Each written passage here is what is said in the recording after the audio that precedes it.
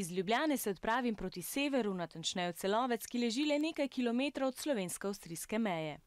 In na tej strani meje živijo okoli 13.000 koroških Slovencev, oziroma toliko jih je ob zadnjem popisu slovenščino navedlo kot pogovorni jezik. Na slovenski gimnaziji v središču Celovca obiščem Davida, ki se prišteva med koroške Slovence.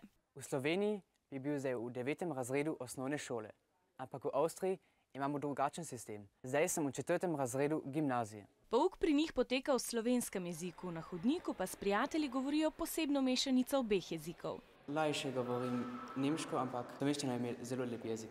Kako pa govorite doma? Doma govorim nemško in slovensko. Ko se v nogometu pomerita Slovenija in Avstrija, navija za Avstrijce. V Ligi prvakov pa je strasten navijač mariborskih Viol.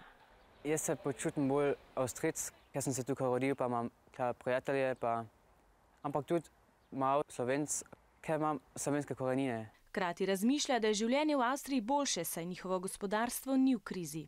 Ja, weil es so meiner Meinung nach mehr Arbeitsplätze gibt in Slowenien, ist gerade so eine Wirtschaftskrise, dass es dort viel leichter zu leben dabei. A državo svojih prednikov vseeno zelo rad obišče. Prvič morje, ker v Avstriji nimamo morja, in Ljubljana je zelo lepo mesto, eden najlepših mest na svetu. Ko bo končal gimnazijo, bi rad postal zgodovinar, in sicer z diplomo Slovenske univerze.